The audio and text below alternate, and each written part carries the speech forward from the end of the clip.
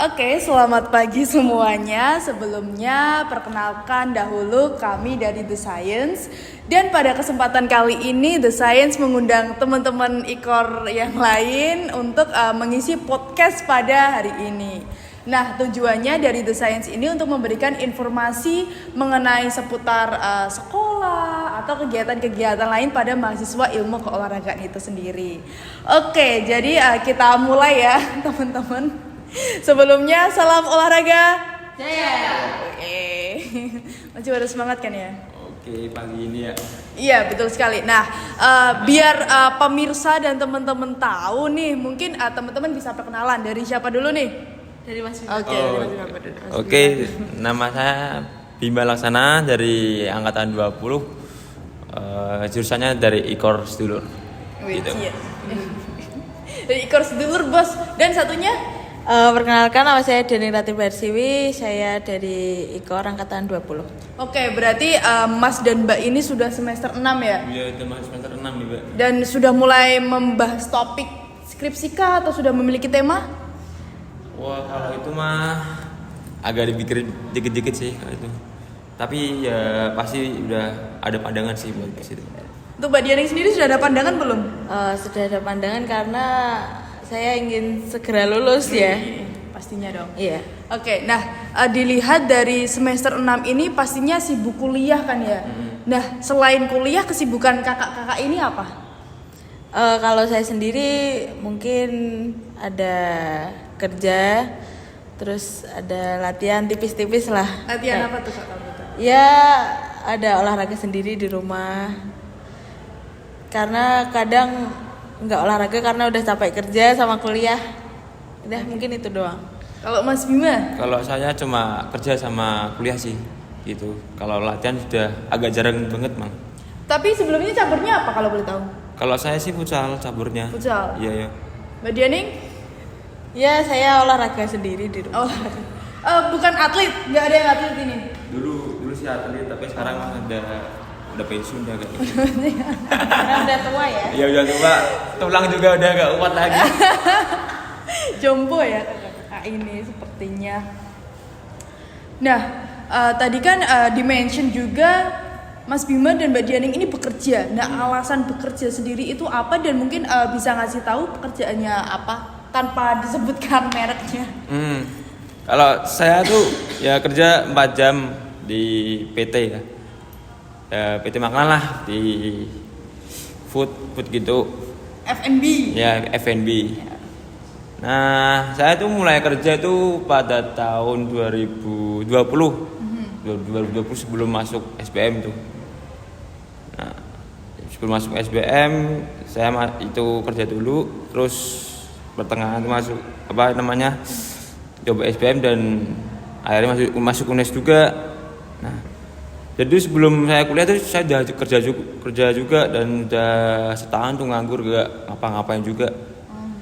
Nah, terus ya pada awal semester 1 sih emang agak berat, memang walaupun online ya kan kita masuk Korna juga kita kan jurusan Korna angkatan baru 20. Tahun pandemi. Ya, tahun pandemi.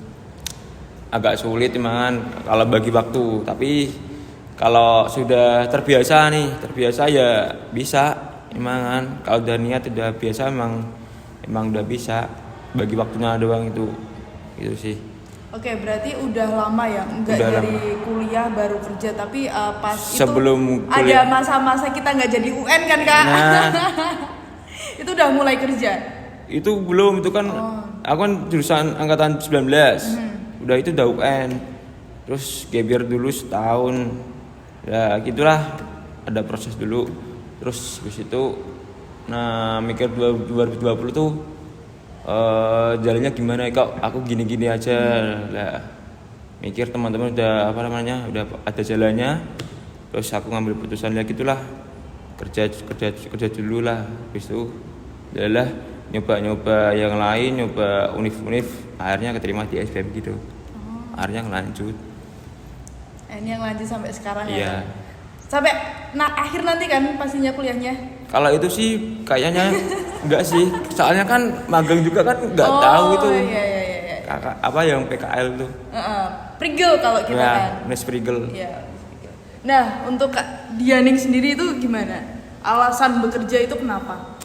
Jadi alasan saya bekerja tuh pertamanya mungkin itu ya bosan karena waktu itu kan corona, terus nggak ada kegiatan nih, kegiatannya cuman latihan, terus habis itu kuliah itu aja lewat Zoom, terus akhirnya pernah terpikir untuk kerja, terus kerja dulu nih di PT, dirasain, terus PT itu kan orang-orangnya kayak gitu ya, ada emak-emak ya, rata-rata cewek lah.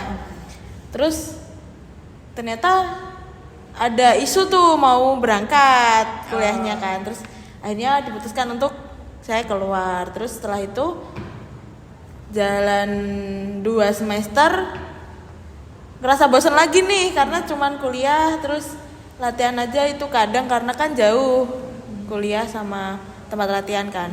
Terus akhirnya cobalah daftar kerja karena kebetulan saya juga suka masak kan, terus daftarlah di sebuah cafe, terus akhirnya masuk di dunia food and beverage, terus sampai sekarang udah jalan hampir 8 bulan. Oh, udah lama juga ya? Udah lama. Nambah-nambah pengalaman, terus nambah-nambah uang jajan. Berarti Mbak Dianing dan Mas Bima itu sama-sama di F&B ya? Yes. Dan sebelumnya kan ini maksudnya dari anak olahraga gitu. Sangat tertarik di F&B atau pengennya di olahraga tapi punya kesempatannya masih di F&B? Kalau aku sih apa namanya tertarik di olahraga ya emang kan.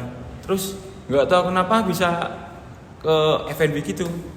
Ya nggak ada itu sih, nggak ada arahan itu buat ke F&B, dulu cuma daftar aja ke daftar sini. Terus keterima di mana, terus aku ambil sih gitu sih. Kalau tertariknya ya sama olahraga nih, kemana skill kita di mana, terus kita kerjaan di mana kan itu kan enak gitu. Kalau F&B kan aslinya itu enggak, itu cuma kita kan bisa diterima di situ. Terus tergantung juga sama apa namanya, kita bisa memposisikan diri ke situ sih. Kalau Mbak Dianing gimana? Kalau untuk saya sendiri sih, saya cari kerja yang fleksibel ya, maksudnya misal pagi kita kuliah, nanti sore nggak ada kegiatan atau apa gitu bisa dibuat bekerja, terus nanti bekerja sampai malam, gitu aja terus siklusnya. Jadi gimana ya, mau main juga kadang terpikir masih kerja, terus kalau semisal kerja libur tapi kuliahnya full, ya kita fleksibel aja sih. Berarti kalian ini paruh waktu atau udah full buat Mbak Dianing? Kalau untuk aku sendiri, aku full time sih, Full jadi time. kerjanya 9 jam. Kalau Mas Bima Paruh waktu sih 4 jam aja. Nah itu apa kan pastinya jadwalnya kan ngurusinya kan ya susah ya. Maksudnya kalau disandingin sama jadwal mata kuliah itu ngurusinya gimana? Apakah dikomunikasikan sama orang sana, atasan sana atau bagaimana? Kalau aku sih kan part time ya. Part time itu kan kalau aku bisa request. Jadi misal aku ini di fullnya hari Selasa sampai malam tuh, pasti libur, minta Selasa sampai 1 semester ini pasti libur. Soalnya kan full. Terus untuk kerjanya juga kan aku ngambilnya itu malam, shift malam tuh jam 7. Hanya 4 jam aja, jam 7 sampai jam 11. Nah, itu jadi ya paginya aku kuliah, malamnya ntar itu kerja gitu sih. Oke. Kalau Mbak Dianing? Kalau untuk saya sendiri sih, yang pasti dikomunikasikan sama atasan.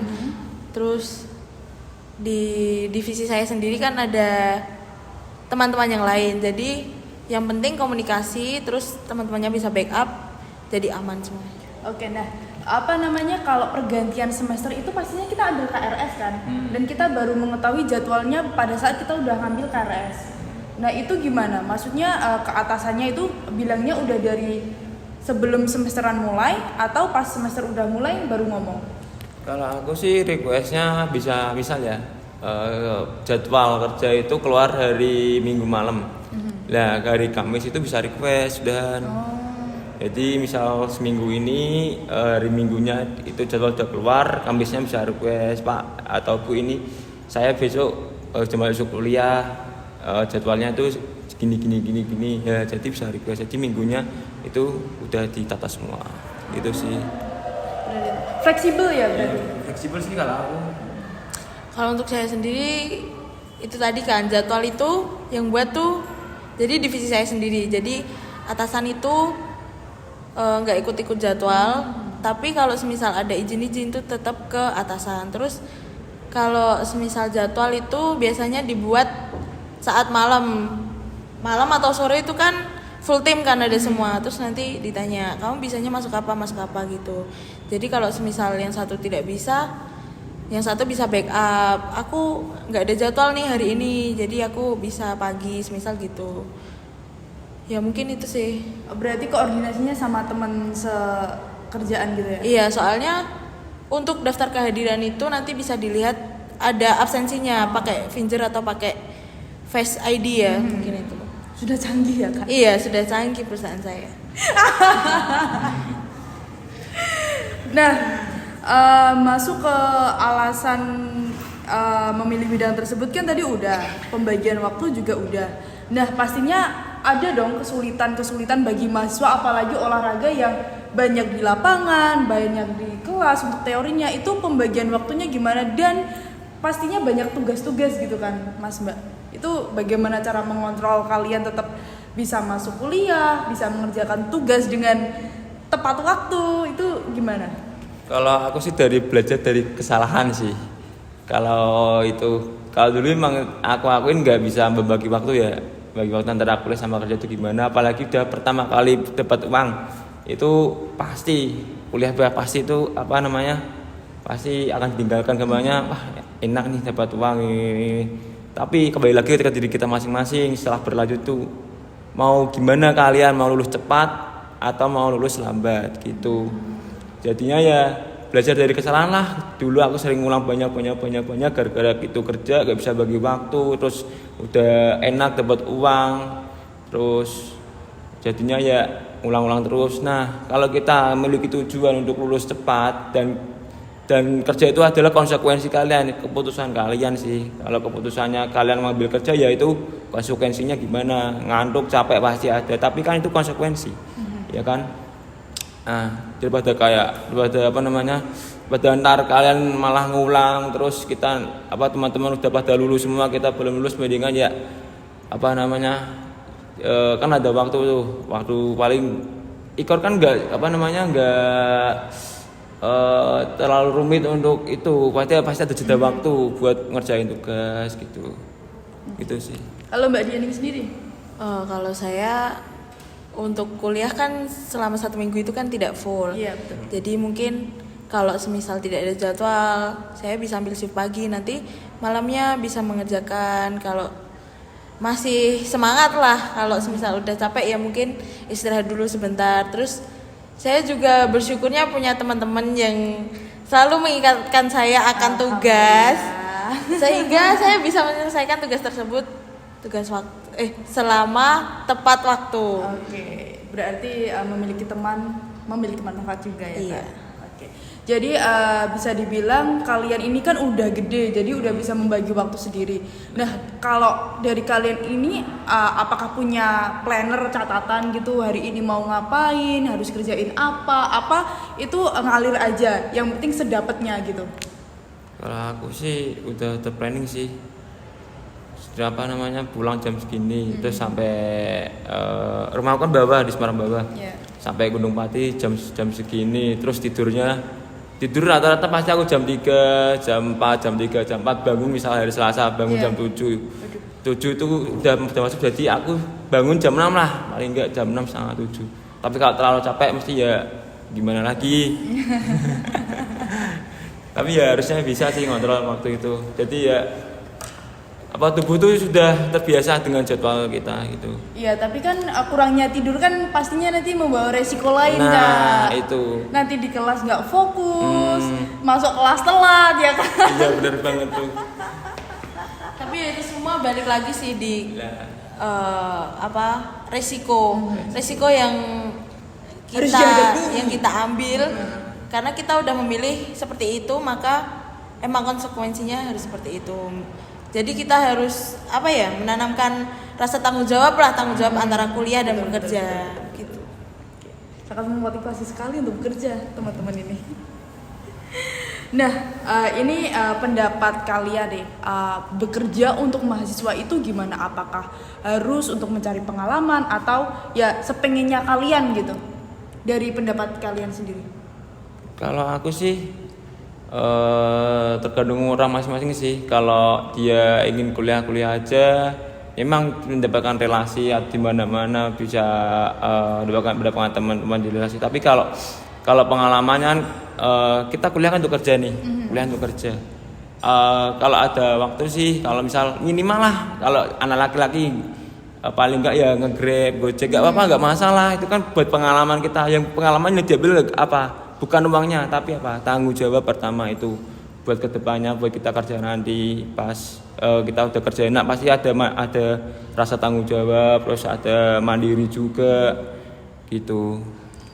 Oke, jadi nggak tentang uang ya, tentang ilmu dan pengetahuan ya kak.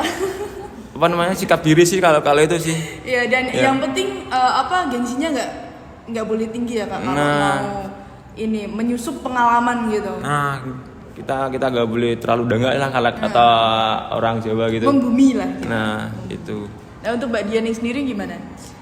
Ya kalau menurut saya, kalau semisal kalian semua pada bosan kuliah, maksudnya kegiatan cuman itu aja ya, kerja itu juga bisa jadi pilihan sih, karena nanti kalian di luar sana akan ketemu orang-orang yang lebih bervariatif sendiri. Kalau di sini kan kita hanya bertemu orang-orang olahraga ya. Kalau di luar sana kan kalian bisa ketemu macam-macam orang dengan kondisi fisik yang berbeda-beda. Jadinya kalau kalian mau nambah pengalaman atau yang lain, bisa banget bekerja tapi sesuaikan dengan passion kalian. Mantap.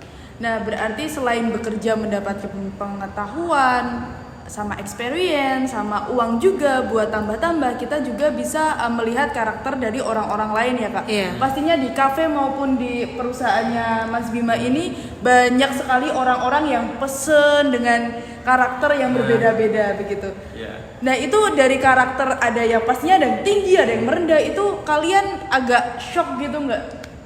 Atau kalian bekerja pulang-pulang gitu nggak baper gitu lah kasarannya?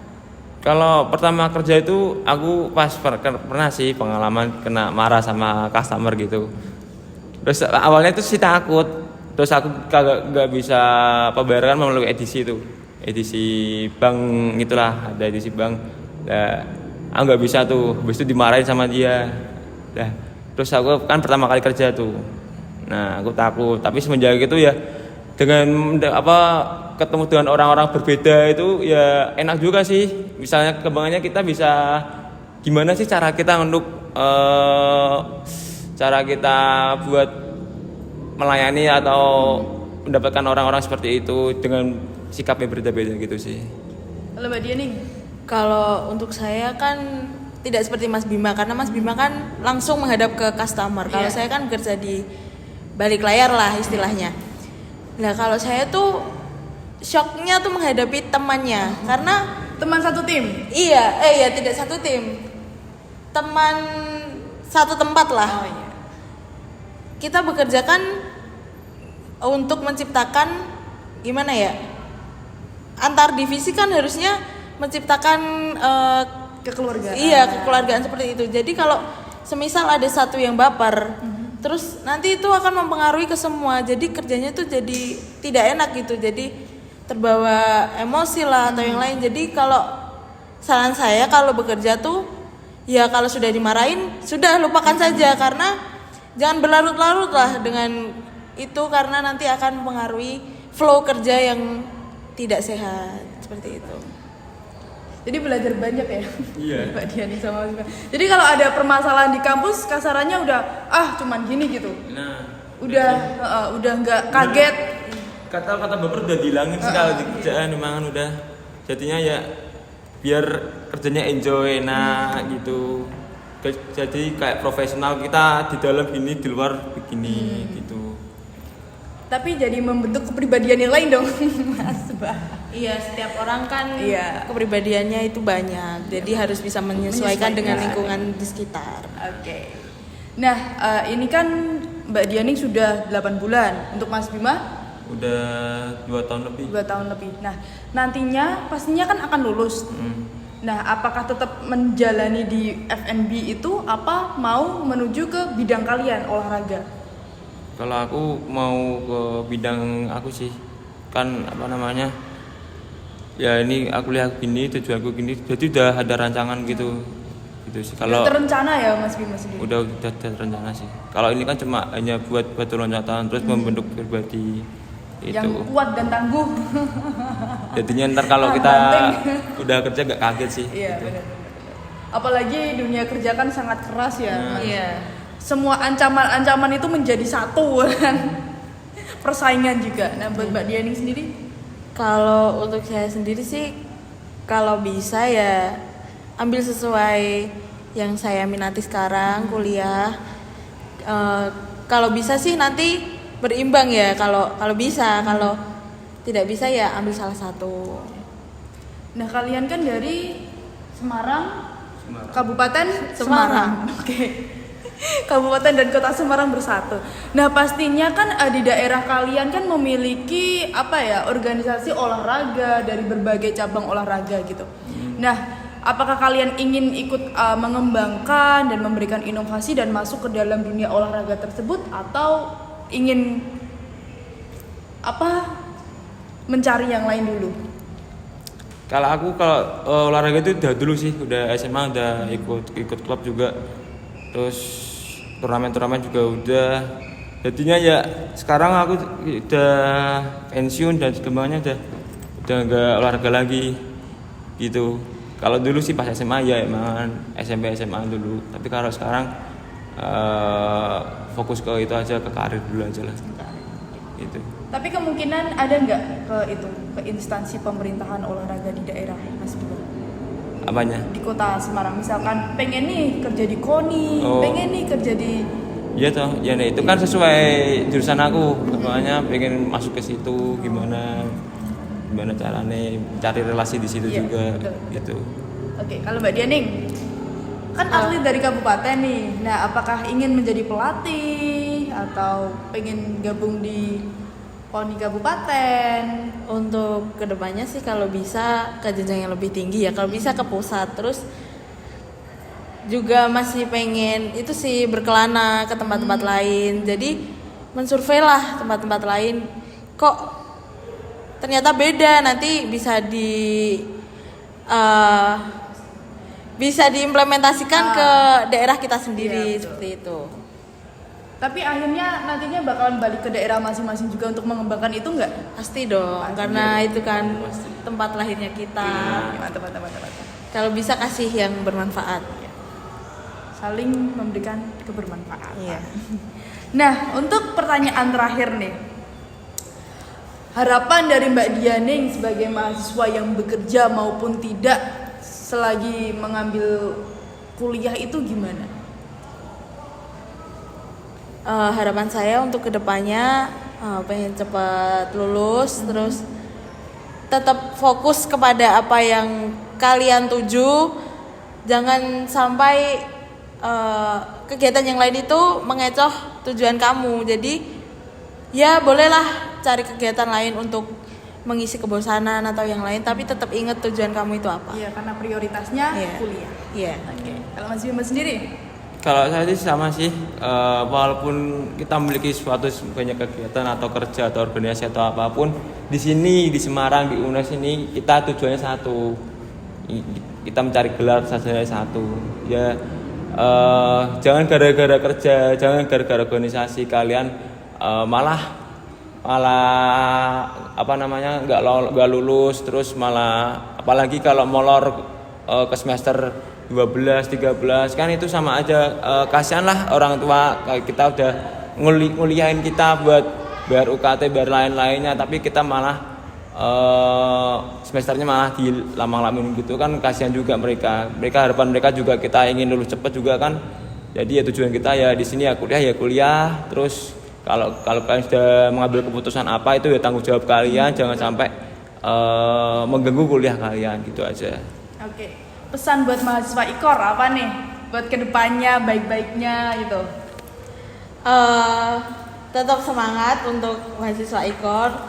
Terus jangan lupa tujuan kalian di IKOR itu apa, jangan sia-siakan uang orang tua kalian yang dibuat bayar UKT. Pokoknya apa yang kalian lakukan saat ini harus diselesaikan. Betul. Tadi Mas Bima. Kalau apa tadi?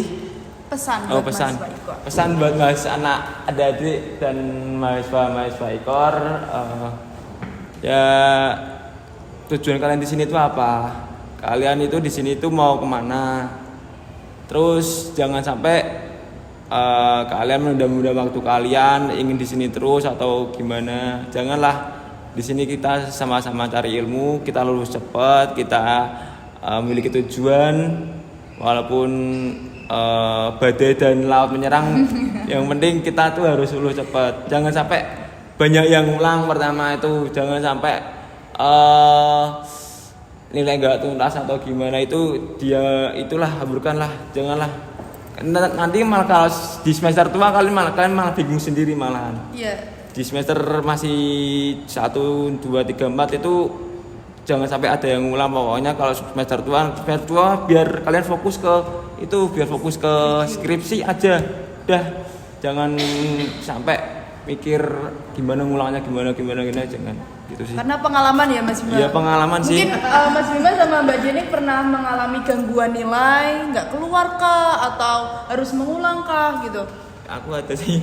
Ada. Jadi teman-teman Gitu. semua buat pembelajaran jangan sampai mengulang. Jadi manfaatkan waktu kuliah untuk menuntaskan tugas dan jangan membuat keonaran pada tugas-tugas tersebut sehingga akibatnya nilai nggak keluar atau ketahan gitu. Nanti ngurusnya susah nggak Mas Bima? Ngurusnya sulit.